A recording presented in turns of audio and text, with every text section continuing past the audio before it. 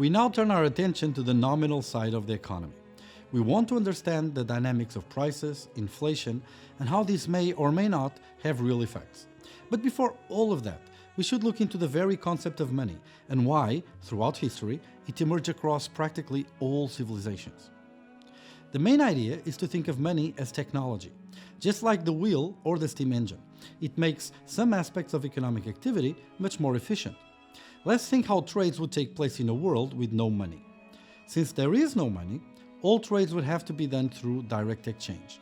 This means that if I want to buy, say, one bottle of wine, finding someone who wants to sell it is not sufficient. I also have to make sure that I have the goods that the wine owner needs, say sugar. If I don't have sugar, I need to find who does.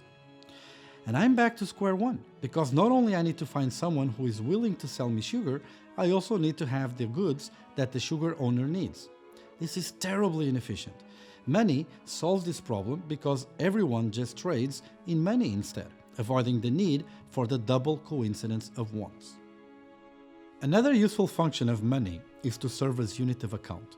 Imagine, for example, that in today's world there would be no money and you'd be walking into a supermarket. All goods would be quoted in terms of how much they would be worth vis-a-vis other goods. This means that if there are 100 different goods in a supermarket, each good would have 99 prices. That is, how much, say, a kilo of rice would be worth in terms of yogurts, bread, toilet paper, and so forth. It would be very impractical to say the least.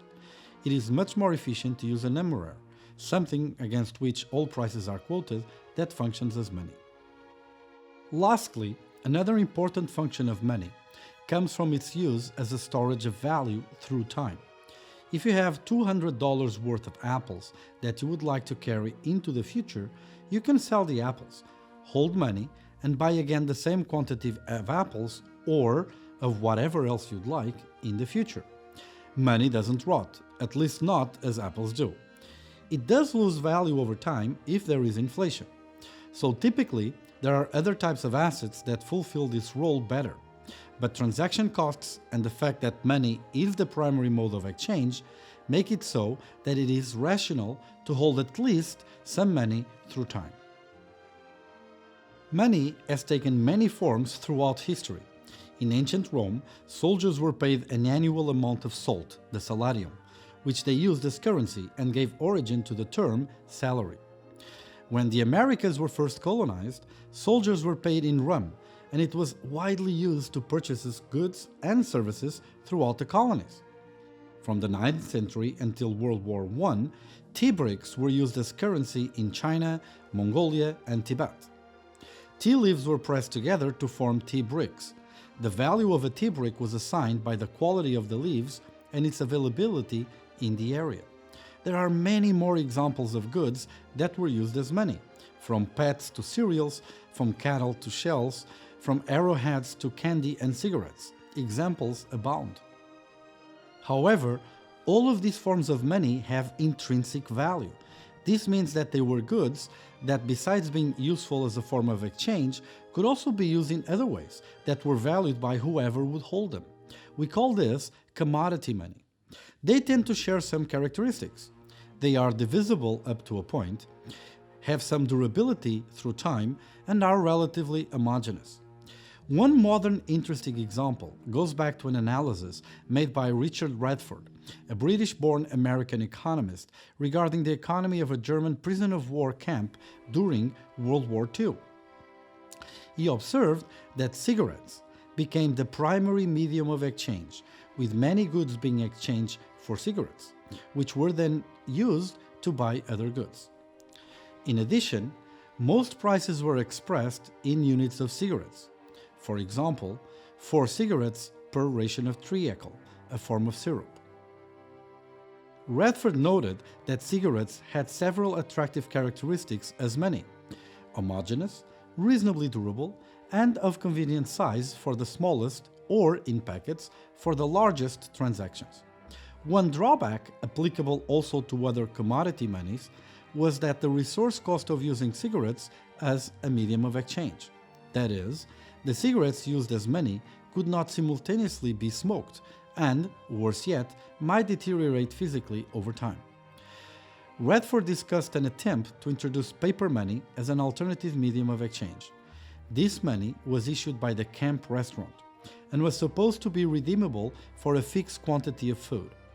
However, problems arose with respect to the credibility of the promised food value of the paper money, and cigarettes remained the primary medium of exchange. For our purposes, an interesting lesson from Radford's story is that a medium of exchange is important in any economy, even in a prisoner of war camp. Modern economies use fiat money instead, that is, money which has no intrinsic value. These are the bills and coins we use in everyday life, and that have little to no use for anything else but for the functions of money described above. The value of money is ensured before all by the government, which establishes a given currency and its physical or electronic forms as having legal tender. This means that any debt can be settled by the currency that has legal tender in that country. One reason why you don't see people having any use for dollars or other currencies in apocalyptic movies and TV shows, think of The Walking Dead, is because there is no government backing currencies as a debt settling device.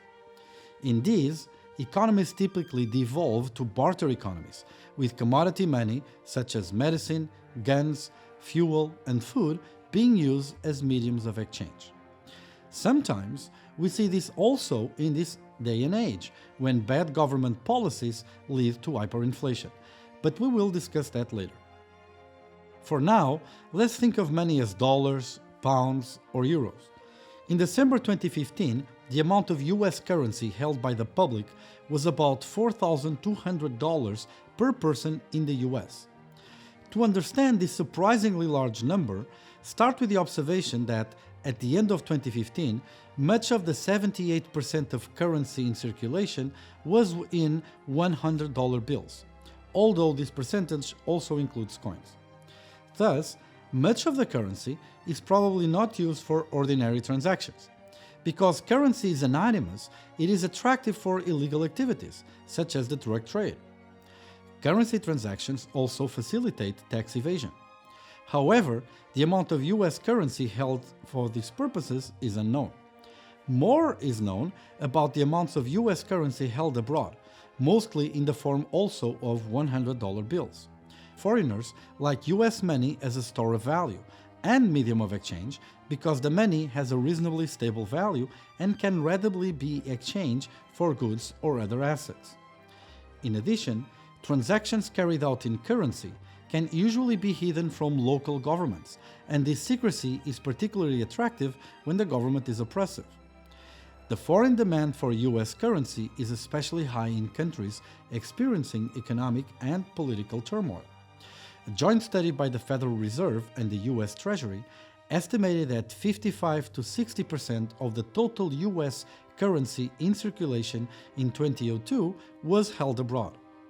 Recent updates by economist Ruth Judson of the Federal Reserve estimated the figure to be somewhat closer to 50% in 2011.